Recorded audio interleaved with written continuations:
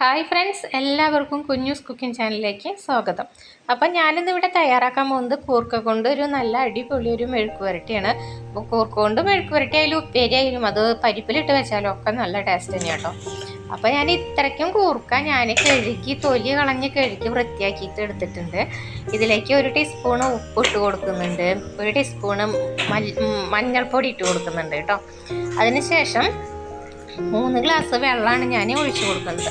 3 glass വെള്ളം ഒഴിക്കുമ്പോൾ ശരിക്കും ഈ കുക്കറിൽ ഈ കൂർക്ക നിൽക്കണം അതേ ലെവലിൽ അനുപാതത്തിൽ വെള്ളം കൂടിയിട്ട് നിൽക്കും.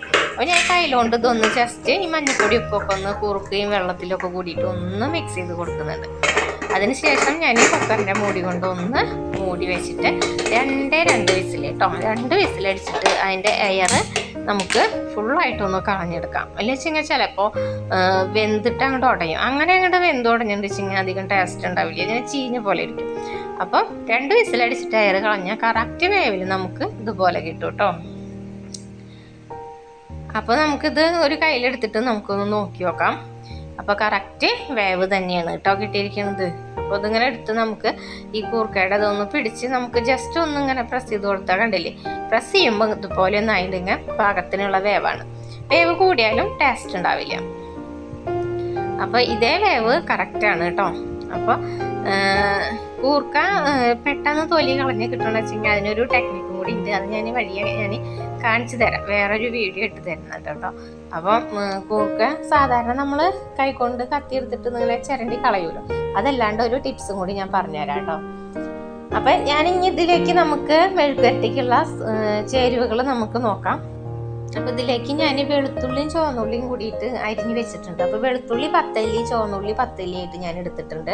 പിന്നെ അത് ഇത്രയ്ക്കും നമ്മുടെ വറ്റൽമുളക് എടുത്തിട്ടുണ്ട്, 1 സവോള കട്ട് ചെയ്ത് വെച്ചിട്ടുണ്ട്.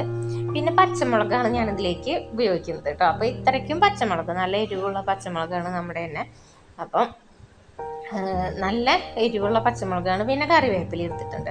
അപ്പോൾ മുളക് പൊടി ഞാനിതിലേക്ക് ചേർക്കുന്നില്ല കേട്ടോ, വറ്റൽമുളകും പച്ചമുളകുമാണ് ചേർക്കുന്നത്.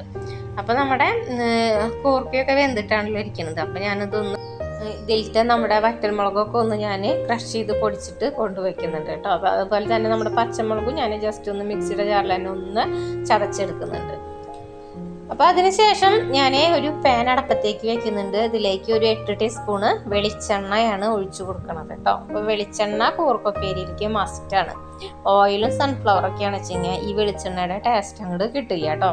അപ്പോൾ വെളിച്ചെണ്ണ തന്നെ എടുക്കാൻ ശ്രദ്ധിക്കുക. അതിലേക്ക് ഒരു 1/2 ടീസ്പൂണ് കടുക് ഞാൻ ഇട്ട് കൊടുക്കുന്നുണ്ട്. കടുക് നല്ലതുപോലെ ഒന്ന് പൊട്ടി വരട്ടെ കേട്ടോ.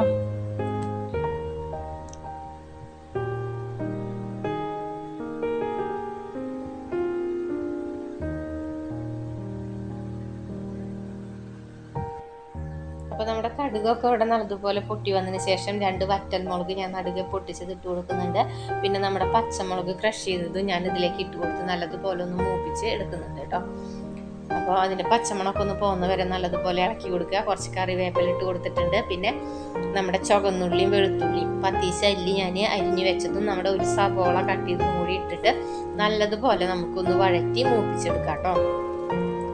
പിന്നെ ഞാൻ നമ്മുടെ വറ്റൽമുളക് ക്രഷ് ചെയ്തെടുത്തതും കൂടിയിട്ട് ഞാൻ ഇട്ട് കൊടുക്കുന്നുണ്ട്. ഒരു 4 ടീസ്പൂണോളം വരുന്ന വറ്റൽമുളക് പൊടി ഉണ്ട് കേട്ടോ. അപ്പോൾ അതും കൂടി ഇട്ട് കൊടുത്തതിന് ശേഷം ഞാനൊരു 1/2 ടീസ്പൂണ് മഞ്ഞൾപ്പൊടി കൂടി ചേർത്തിട്ട് നല്ലതുപോലെ ഒന്ന് മൂപ്പിച്ച് എല്ലാം കൂടി ഒന്ന് ഇളക്കി നല്ലതുപോലെ മൂപ്പിച്ച് എടുക്കുന്നുണ്ട് കേട്ടോ. അപ്പോൾ നല്ലതുപോലെ മൂത്ത് വന്നതിന് ശേഷം നമ്മുടെ വേവിച്ച് വെച്ചിട്ടുള്ള നമ്മുടെ കൂർക്ക ഞാനതിലേക്ക് വെള്ളം ഊറ്റിയിട്ട് ഞാൻ ഇട്ട് കൊടുക്കുന്നുണ്ട്.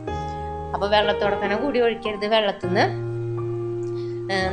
നന്നായിട്ട് വാറ്റിയിട്ട് ഒഴിച്ചു കൊടുക്കുക കേട്ടോ, കൂർക്ക ഇട്ട് കൊടുക്കുക.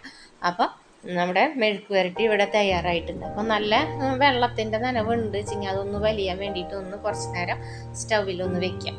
അപ്പോൾ ഒന്ന് വലിഞ്ഞ് കിട്ടിയോളും. അപ്പം നമ്മുടെ കൂർക്ക മെഴുക്ക് പുരട്ടി ഇവിടെ റെഡി ആയിട്ടുണ്ട്. നല്ലൊരു റെസിപ്പിയാണ്. അപ്പോൾ എല്ലാവരും ഒന്ന് ട്രൈ ചെയ്യണം കേട്ടോ. കൂടാതെ നിങ്ങൾക്ക് എൻ്റെ വീഡിയോ ഇഷ്ടമായിച്ചെങ്കിൽ, നിങ്ങൾക്ക് എൻ്റെ ചാനൽ ഇഷ്ടമായിച്ചെങ്കിൽ ഒന്ന് സബ്സ്ക്രൈബ് ചെയ്യണം, ലൈക്ക് ചെയ്യണം കേട്ടോ. അപ്പം ഇതിങ്ങനെ കണ്ടുവരുമ്പോൾ ജസ്റ്റ് ഒന്ന് ആ ലൈക്ക് ബട്ടൺ ഒന്ന് അമർത്താനൊക്കെ ഒന്ന് മറക്കാതെ ഒന്ന് ശ്രമിക്കണം. അതുപോലെ തന്നെ നിങ്ങളുടെ സപ്പോർട്ട് ഉണ്ടെങ്കിൽ തന്നെയാണ് എനിക്ക് മുന്നോട്ട് പോകാൻ പറ്റുള്ളൂ. അപ്പോൾ ഒന്ന് സബ്സ്ക്രൈബ് ചെയ്യണം കേട്ടോ എല്ലാവരും. അപ്പോൾ നമ്മുടെ കൂർക്ക മെഴുക്ക് പുരട്ടി ഇവിടെ റെഡി ആയിട്ടുണ്ട്. അപ്പം വളരെ സിമ്പിളായിട്ട് നല്ല ടേസ്റ്റി ആയിട്ടുള്ളൊരു റെസിപ്പിയാണ്. എല്ലാവരും ഒന്ന് ട്രൈ ചെയ്യണം കേട്ടോ. Okay, thank you.